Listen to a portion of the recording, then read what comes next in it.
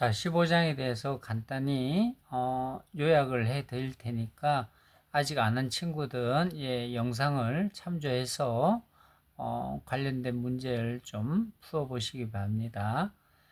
15장 내용은 형식이 아니고 비형식적인 관한 문제점을 이야기합니다. 우리가 지금까지 연역적 논쟁에서 타당성에 관해서 이야기를 했다면 이 내용은 이 연역적인 형식보다는 비형식적인 방식이 생기는 잘못된 문장 혹은 논쟁에 대해서 이야기를 하고 있습니다.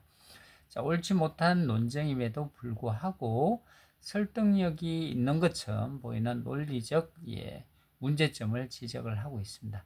자, 이런 문제점을 우리가 찾아서 잘못된 생각을 바로 잡고 제대로 된 생각과 논리를 구성하는 방법을 모색을 하는 겁니다. 그래서 15장 내용은 우리가 일상적으로 쓰는 논쟁 안에서 잘못된 논쟁임에도 불구하고 마치 옳은 논쟁으로 착각하는 논쟁들 몇 가지 지적을 해보겠습니다.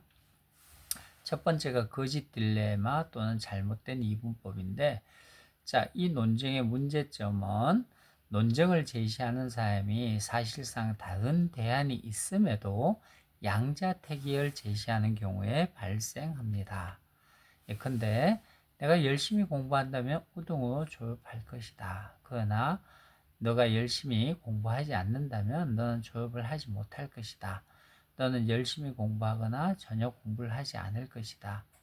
자, 그러므로 너는 우등으로 졸업하거나 졸업을 하지 못할 것이다. 자, 이 경우에는 양자택일만 있는 경우인데 사실 우등을 못하더라도 졸업할 수 있는 방법은 있죠. 자, 그래서 우리가 재미를 가지고 공부를 하되 최고의 성적은 못 받아도 충분히 그 과목을 즐기면서 공부할 수가 있음에도 불구하고 이 경우에는 두 가지 경우 외에는 선택이 없는 걸로 얘기를 하게 됩니다. 그래서 이런 것을 우리가 잘못된 논쟁이라고 볼 수가 있습니다. 자, 방금 얘기한 거고요. 두 번째는 이제 미끄러운 경사면의 논쟁에서 생기는 문제점입니다. 이거는 어떤 주어진 주장을 충분한 증거 없이 비판하는 경우입니다. 자, 이 주장을 받아들인다면 연쇄 논법에 의해서 부조리한 결론에 이르게 될 수가 있습니다. 예를 들자면 직원들이 간단한 음료를 마시면서 쉴 수 있는 휴게 시간을 마련해 달라고 요구합니다. 이 요구는 거부되어야 합니다. 직원들에게 휴게 시간을 마련해 주고 나면 그들은 건강관리를 위해 필요하다면 헬스센터를 마련해 달라고 요구할 것이고, 이것을 들어주면 결국 수영장과 콘도 이용권을 요구할 것이고, 이런 요구를 다 들어주다가는 이 회사는 결국 도산하고 말 것이다. 사실 뭐 일정하게 이 복지를 제공하자고 하는 것이 그 직원들이 과도한 주장을 할 것이야는 엄포나 과장된 논쟁을 통해서 직원들의 주장을 묵살하는 방식입니다. 이게 이제 경사면이라고 하는 것은 계속 미끄러져 가는 거죠. 이제 이런 논쟁을 우리가 잘못된 논쟁이라고 볼 수가 있겠죠. 또 뭐 이런 겁니다.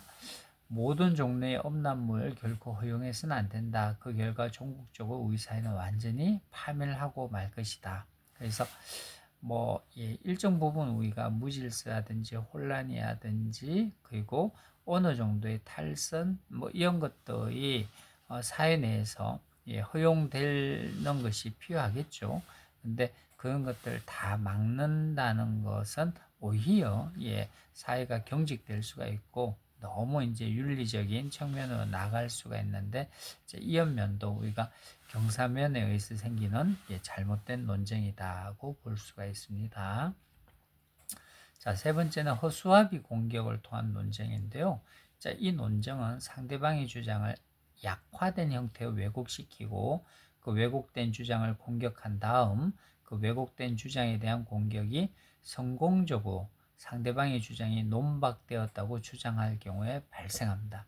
자, 이 논쟁의 문제점은 진짜 대상 대신에 허수아비를 세우고 그 허수아비를 무너뜨린 후 그가 공격하고자 하는 진짜 대상을 물리쳤다고 주장하는 것입니다. 그러니까 진짜 대상이 아니고 허수아비를 공격해 놓고 마치 진짜 대상을 공격한 것 같이 이야기를 하는 경우입니다. 자, 예를 들어서 최 의원은 저소득층에 대한 정부 보조금을 증가시켜야 한다고 주장한다. 자, 민주국가의 국회의원이 사회주의를 옹호한다는 것은 정말로 개탄할 일이다. 사회주의는 사회 발전을 촉진하는 개인의 이니셔티브를 약화시키고 정부를 비효율적이고 방만하게 만든다. 이 점은 동유럽에서 시도된 사회주의 시험이 모두 비참하게 실패했다는 점에서 명백하다. 따라서 사회주의 정책은 결코 채택되어서는 안 된다. 어떠세요? 자, 이 논쟁은 일부 어떤 것을 주장했는데 최 의원이 주장하지 않은 내용을 비판을 하는 거죠. 이 경우에 이제 최 의원이 주장한 실제 이제 주장보다는 최 의원이 주장하지 않은 내용에 대해서 비판을 하고 있기 때문에 허수아비 공격이라고 얘기합니다. 자, 이런 경우에도 우리가 누군가를 비난하기 위해서 과도한 주장을 하려고 할 때 이런 경우를 우리가 종종 정치인들 안에서 많이 볼 수가 있습니다. 그래서 이런 것도 잘못된 논쟁이다. 자, 네 번째는 이제 주의를 딴 데로 돌리는 논쟁인데요. 이 논쟁의 문제점은 논쟁을 제시하는 사람이 논의 주제를 다른 주제로 변경하여 상대방의 주의를 다른 곳으로 돌리려고 할 때 발생합니다. 어쩌면 이제 허수아비 공격과 비슷하긴 한데 허수아비 논쟁은 논쟁을 전개하는 사람이 상대방의 논쟁을 왜곡하는 데 초점을 둔다면 이 논쟁은 상대방의 주의를 다른 곳으로 돌리려고 할 때 발생한다는 점입니다. 즉, 주제를 바꾸는 방식입니다. 자, 예를 들자면 동성애자들은 그들의 사회적 차별로부터 보호해 줄 수 있는 법령이 제정될 필요가 있다고 주장합니다. 그러나 우리는 동성애가 유전적 요인에서 비롯된다는 점이 아직 밝혀지지 않았음에 주목할 필요가 있다. 자, 어떠세요? 이거는 이제 사회적 차별을 우리가 이제 하지 말자는 주장인데 생물학적인 원인으로 주제를 변경시켜서 이런 차별 없애자. 그리고 차별된 것을 법적으로 보호해 주자는 논의에 전혀 다른 주제로 지금 넘어가고 있죠. 이제 그래서 우리가 생물학적인 요인은 충분히 이제 우리가 과학적인 근거를 통해서 밝혀져야 될 부분이 있긴 한데 이 부분이 밝혀질 때까지 사회적 차별에 대한 논의를 해서는 안 된다. 이제 이렇게 논의할 수가 있는 거죠. 이게 이제 주의를 딴 데로 돌리는 논쟁을 통해서 핵심적인 논쟁을 피하는 방식으로서 잘못된 논쟁의 경우이다고 볼 수가 있습니다. 자, 그 다음에 애매어를 이제 사용을 하는 경우인데요. 자, 이 경우에는 잘 보시면 아시겠지만 내가 키우는 애완용 고슴도치는 매우 큰 고슴도치이다. 고슴도치는 동물이다. 따라서 나는 매우 큰 동물을 키우고 있는 셈이다. 자, 여기에서 이 애완용 고슴도치라고 하는 것은 이제 우리가 동물 종으로 봤을 때는 뭐 강아지도 있고 또 고양이도 있고 다양한 우리가 동물들이 있는데 고슴도치가 다른 여타의 동물보다 큰 동물은 아니죠. 근데 이제 본인이 키우는 고슴도치가 이제 크다는 의미를 사용을 하면서 그것을 확대해서 자기는 매우 큰 동물을 키우고 있다. 이렇게 얘기를 하면 여기서 우리가 매우 큰이라고 하는 것이 강아지, 개에게 해당이 되면 고슴도치는 상대적으로 좀 작은 동물에 해당이 되죠. 자, 이렇게 애매어에 의해서 사용된 잘못된 논쟁이 발생될 수 있는 경우입니다. 그 다음에 성결 문제 가정의 논쟁인데요. 사용된 전제가 단지 결론을 다른 형태로 표현한 것에 불과한 경우가 있습니다. 이런 경우에 그 논쟁을 우리는 받아들일 수가 없는 경우입니다. 아주 쉬운 예를 통해서 보면 수학자들은 매우 머리가 좋은 사람들이다. 왜냐하면 그들이 머리가 좋지 않았더라면 수학자가 되지 못했을 것이기 때문이다. 어떠세요? 자, 이거는 사실은 이 결론은 전제에 대한 다른 표현에 지나지 않는 거죠. 이제 수학자가 머리가 좋고 그 다음에 수학자가 머리가 좋지 않다면 수학자가 될 수 없다. 그래서 논증 이야기보다는 전제에 대한 부연 설명에 가까운 건데, 마치 우리가 이 주장과 이유가 있는 것 같이 착각하게 만드는 경우가 선결 문제 가정의 논증의 이제 잘못된 점이다. 이렇게 보시면 되겠습니다. 그 다음에 위협에 호소하는 논쟁인데요. 자, 이것은 상대방에게 위협이나 협박을 하여 자신의 주장을 받아들이도록 강요할 때 발생하는 것인데요. 사실은 이제 이번에 뭐 관세 문제나 또 강대국과 약소국의 문제들 우리가 생각을 해볼 때 사실 이렇게 국제 정세에서 많이 사용하는 방식이긴 합니다만은 그 논쟁이 사실 맞는 논쟁, 올바른 논쟁이라고는 볼 수가 없습니다. 그러니까 논쟁은 전제와 이유와 근거가 그 주장을 우리가 합리적으로 수용을 할 수 있어야 되는데, 이거는 우리가 논쟁은 합리성이 전제가 돼야 되는데 이것은 사실 비합리적인 방식이라고 볼 수가 있습니다. 자, 예를 들어서 보자면 외교관 A가 우리의 내정 문제에 대한 귀국의 간섭은 묵과할 수 없는 부당한 내정 간섭입니다. 외교관 B가 자, 우리나라에서 귀국에 대한 수출 금지를 고려하는 상황에서 귀하의 생각은 매우 현명하지 못한 생각입니다. 네, 이번에 트럼프 대통령의 관세 문제 생각해 보면 충분히 알 수가 있는 거죠. 그래서 외교관 B의 행동은 강대국의 대표적인 방식이라고 할 수가 있습니다. 그래서 이제 이런 경우가 우리가 생겨났을 때는 이제 합리적으로 상대방을 좀 설득할 수 있는 그런 것들이 좀 필요하겠죠. 이런데 막무가내의 어떤 방식을 우리가 민주주의 정치를 이제 표방하는 국가에서 이런 협박이나 강요가 있을 때는 차근차근 합리적인 논쟁을 통해서 최대한 거기에 대해서 논의를 할 필요가 있습니다. 왜냐하면 설사 미국이 강대국이라고 하더라도 민주주의와 헌법과 법이 있기 때문에 그 법에 위반되는 것은 반드시 미국에서도 처벌받게 되어 있습니다. 그래서 그런 점을 우리가 간과해서는 안 되고 민주주의와 그리고 그 민주주의 안에서 구성이 되는 것은 법이라는 형식, 태도의 안에서 우리가 어떤 자유나 권리를 주장한다는 것을 배워왔고 또 그것을 실천하는 것이 민주주의이기 때문에 설사 강대국이 민주주의 국가가 그와 같은 강요나 폭압을 행사한다고 하더라도 최대한 설득을 하는 것이 중요하다는 겁니다.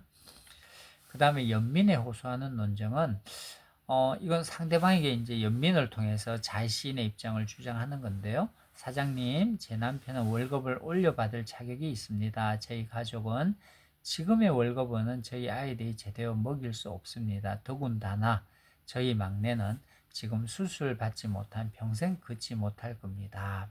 그래서 이거는 이제 개인적으로 사장님이 그 자기 직원에 대한 뭐 이렇게 우호적이고 호의적인 입장이라면 충분히 이제 수용을 해서 거기에 대해서 뭔가 대처를 하거나 대안을 제시를 해볼 수가 있는 건데, 이것을 이제 한 개인에게 한다고 해서 그 조직 전체에다가 똑같이 적용을 하게 되면 회사가 이제 이 어떤 질서나 규칙이 없어지는 거죠. 그래서 이게 연민에 대한 호소는 우리가 사회 전체에서 뭐 기부의 문제라든지 여러 가지를 생각해 보면 일정하게 이제 논쟁의 형식으로선 적합하지 않지만 많은 사람들이 사실은 호소하는 방식이기도 합니다. 그렇지만 우리가 이것을 이 합리적인 논쟁이다 이렇게 생각을 해서는 안 된다는 얘기입니다. 자, 그 다음에 부적절한 권위에 호소하는 논쟁인데요. 이것은 자신의 주장을 정당화하기 위해서 권위에 호소하는 경우입니다. 그래서 이거는 아무래도 이제 연장자나 좀 이 힘이 있는 분들, 그런 분들이 많이 하는 방식이죠. 요즘 젊은 세대의 윤리의식이 쇠퇴하고 있다. 왜냐하면 대다수의 의사들이 그렇게 믿고 있기 때문이다. 자, 이거는 사실 우리가 의사는 부적절한 권위에 호소를 해서 어떤 문제가 있음을 얘기하는 방식인데, 사실은 윤리의식을 뭐 의사들이 얘기하는 것은 뭐 적절한 권위라고 보기는 힘들죠. 그러니까 우리가 어떤 권위를 얘기할 때 거기에 대해서 최소한 전문가의 입장을 수용을 하거나 그리고 거기에 대해서 충분히 연구나 관심이나 그리고 거기에 맞는 행동을 한 분들에게서 우리가 권위를 얘기하지 거기와 무관한 사람, 그냥 의사는 권위에서 이런 어떤 윤리의식을 얘기하는 것은 그렇게 적당하지가 않다는 얘기입니다. 자, 그 다음에 사람에 대한 논쟁인데요. 이제 이건 인신공격이라고 우리가 생각을 해 보시면 되는데, 예를 들자면 클린턴 미국 대통령이 제안했던 의료보험 개혁은 일고의 가치도 없다. 그는 거짓말쟁이일 뿐만 아니라 모니카 로인스키와의 추잡한 섹스 스캔들에 연루됐던 인물이기도 하다. 그러니까 이게 미국 대통령을 했던 클린턴이 뭔가 이렇게 의료보험 개혁을 주장을 했는데 사생활 문제 때문에 이 사람의 주장은 모두 묵살해야 된다. 뭐 충분히 우리가 그럴 수 있죠. 그러니까 개인의 어떤 비도덕적인 행동을 했기 때문에 그 사람의 공적인 행위도 다 우리가 받아들여서는 안 된다. 물론 이제 우리 사회 내부에서도 이제 이런 부분이 항상 생겨나기 때문에 그럴 수가 있죠. 그렇지만 이것을 우리가 개인의 어떤 인신에 대한 잘못된 것은 충분히 비판을 받아야 되겠지만 그 사람의 어떤 공공의 어떤 정책에 대한 입장, 특히 이제 대통령으로서 권한이 주어져서 그 정책을 위반하고 결정하고 그리고 거기에 대해서 호소하는 것은 충분히 이제 우리가 할 수 있는 일인데 그 사람의 어떤 개인사, 예, 이제 그걸 가지고 비방을 해서 이런 정책을 주장해서는 안 된다.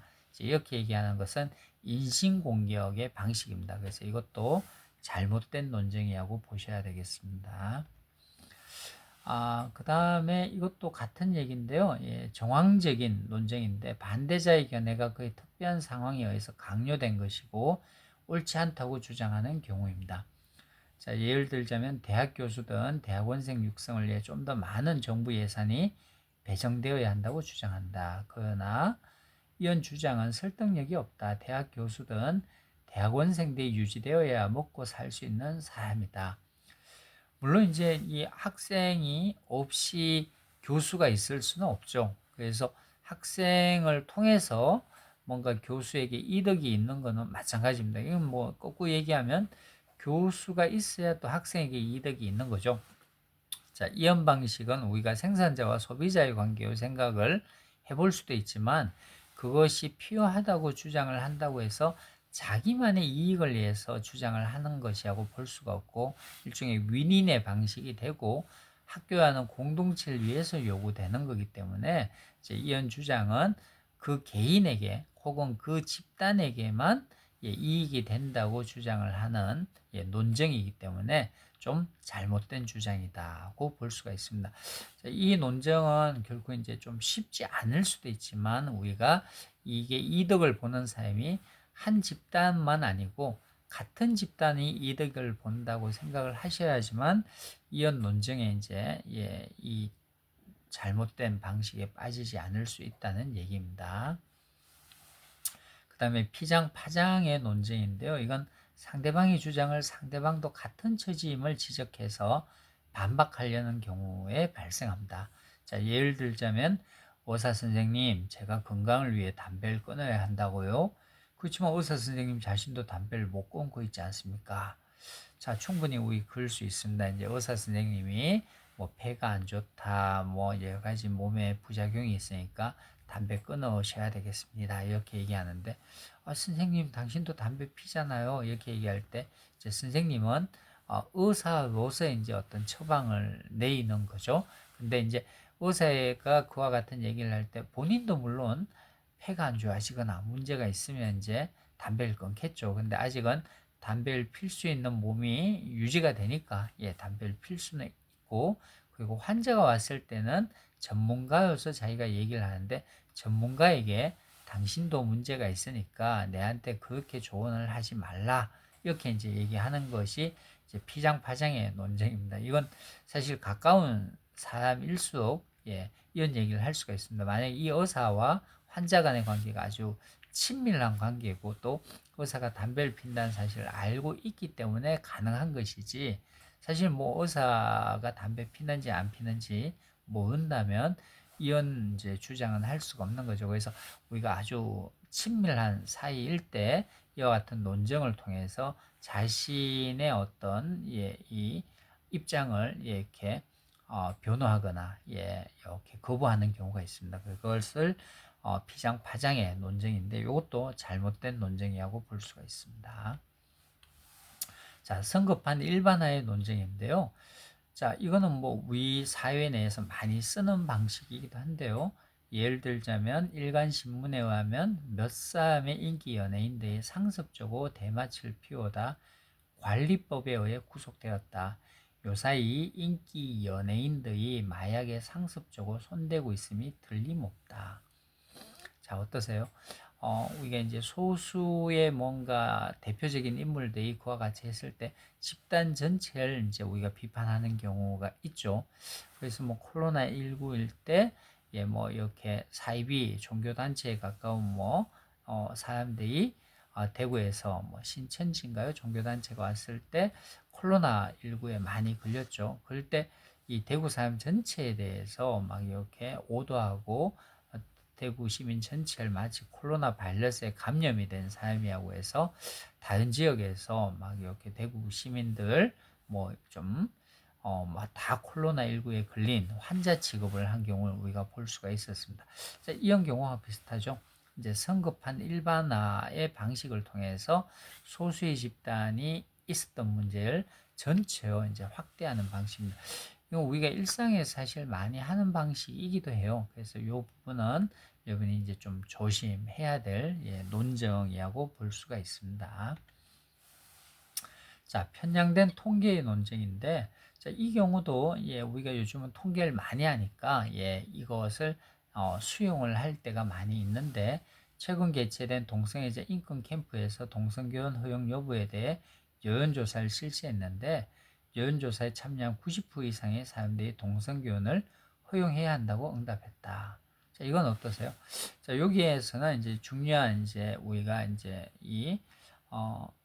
인권 캠프라고 하는 이 쉽게 얘기하면 이제 모수 집단이 우리가 전체보다는 쫙 한정된 이 집단 내에서 우리가 이 통계를 돌렸기 때문에 이 이제 여론조사라고 하는데 우리가 함정이 있는 거죠. 이게 어느 정도의 어떤 인원과 그리고 다양한 집단에서 통계를 돌린 게 아니기 때문에 이게 이런 경우 우리가 잘못되게 그 근거를 수용을 해서 그 주장이 마치 맞는 것 같이 생각하는 경우가 있습니다. 이제 이런 경우를 우리가 편향된 통계에 의한 주장이다 이렇게 해서 이것도 잘못된 논쟁이라고 보시면 되겠습니다. 자, 거짓 원인의 논쟁인데, 한 사건이 다른 사건에 앞서 발생했다고 해서 한 사건이 다른 사건의 원인이 되는 것은 아니다. 자, 우리 팀이 졌다. 따라서 더 이상 패배를 피하기 위해서 응원단이 더 이상 빨간색 티셔츠를 입지 못하도록 해야 한다. 그러니까 운동하기 전에 이제 빨간색을 딱 입고 가서 응원을 했는데 졌어요. 아, 우리가 빨간색을 입어서 졌는가 보다. 그래서 빨간색을 마치 원인으로 생각을 하는 경우 있죠. 우리가 일상에 살면 뭔가 이렇게 미신 것 같이 뭔가 이렇게 내가 무언가를 사전에 했는데 그것 때문에 결과가 나빴다. 이렇게 해서 충분한 근거나 우리가 타당성을 얘기하기 쉽지 않은데 그것이 마치 원인인 것 같이 얘기할 때가 있습니다. 이게 이제 잘못된 원인에 의해서 논쟁을 제기한다고 해서 거짓 원인의 어떤 논쟁이다고 얘기를 합니다. 자, 요것도 이제 잘못된 경우이죠. 그래서 이게 되게 쉬운 예시이긴 한데 우리가 잘 빠지게 되는 잘못된 논쟁입니다. 자, 원인으로 간주된 것이 진짜 원인이 아닌 경우가 있습니다. 가짜 원인을 진짜 원인으로 착각하는 경우입니다. 자, 오늘날 과거보다 더 많은 수의 법률이 제정되어 있다. 그리고 과거보다 더 많은 범죄들이 발생하고 있다. 따라서 범죄 발생률을 줄이려면 우리는 법률들의 수를 줄일 필요가 있다. 네. 자, 이거는 사실 생각을 해보면 도시가 더 비대해지고 인구가 많아지고 하고 그리고 지금과 같이 인터넷이나 이런 것들이 발달되면 과거에 없는 여러 가지 범죄들이 발생이 될 수밖에 없겠죠. 그래서 우리가 이제 이런 부분을 생각을 해보면 법률을 주의할 수 없는 상황에 이제 계속 확대가 되는 거죠. 인구는 늘고 도시는 팽창이 되니까. 그래서 이거는 이 범죄가 많아지는 것이 범죄가 많아지는 것이 이게 뭔가 이렇게 법률 수와 관계가 없는 거죠. 그래서 잘못된 원인에 의해서 결과를 도출하는 경우가 있습니다. 이거는 우리가 이제 논증적인 글을 쓸 때 이 원인을 주장과 잘못된 방식으로 이제 우리가 연결시키는 경우가 있습니다. 이건 뭐 저도 이렇게 잘못 할 수가 있습니다. 그래서 이거는 조금 우리가 이 진짜 원인인지 가짜 원인인지 그걸 좀 더 명확하게 생각을 하지 않으면 누구나 이제 실수를 할 수 있고 잘못된 주장을 하게 될 때 잘못된 원인에 의해서 주장을 할 때가 있습니다. 그래서 이런 부분을 좀 조심해야 되고요. 자, 지나치게 원인을 단순화시키는 논쟁입니다. 원인을 너무 단순화시켜서 생기는 이제 논쟁인데요. 예를 들자면 요사이 교육의 질이 점차 떨어지고 있다. 요사이 교사들이 그들의 임무를 충실히 수행하고 있지 않음이 분명하다. 그러니까 교육의 질이 떨어지는 것이 다양한 원인이 있겠죠. 근데 한두 가지 원인을 통해서 마치 그것이 교육의 질을 떨어뜨린다고 얘기를 하는 경우가 있습니다. 그래서 우리가 현대사회는 되게 복잡하고 수많은 변인들이 상호 연결되어 있는데 한두 가지 원인을 통해서 결과를 이렇게 도출하는 경우가 많이 있습니다. 요즘은 특히 유튜브가 발달되면서 과도하게 자신의 주장을 옹호하거나 합리화시키기 위해서 몇 가지 원인을 통해서 결과를 도출하는 유튜브가 많이 나와요. 그래서 이런 경우를 우리가 되게 주의해서 봐야 되는데, 그래서 지나치게 원인을 단순화시키는 경우가 있습니다. 그래서 이 부분도 우리가 조금 더 다각적으로 생각을 해서 주장을 하면 이런 데서 조금 벗어날 수가 있습니다. 자, 명확한 인과관계를 밝히기 어려운 논쟁이 있습니다. 자, 이 인과관계가 명확하지 않다는 얘기는 이게 우리가 다수의 원인에 의해서 앞에서 얘기했던 논쟁과 마찬가지로 이제 단순화시킨 방식과 마찬가지요. 이렇게 인과적으로 우리가 원인을 따져서 얘기하기에는 더 많은 변인을 통해서 결과를 도출해야 되는데 마치 그것이 결국은 그 결과를 빚어왔다 이렇게 주장을 하는데, 이건 사실 책이나 논문에서도 이런 경우가 되게 많이 있습니다. 그리고 이걸 반드시 틀렸다고는 얘기할 수가 없는데 명확한 인과관계를 밝히기가 쉽지 않은 논쟁이 있습니다. 예를 들자면 레이건이 8년간 미국 대통령으로 재임하는 동안 구소련은 포함한 동유럽 공산국가에 대해 강경 노선을 견지했고, 그 결과 공산주의는 동유럽에서 사라지게 되었다. 따라서 레이건의 정책이 효과적이었음이 분명하다.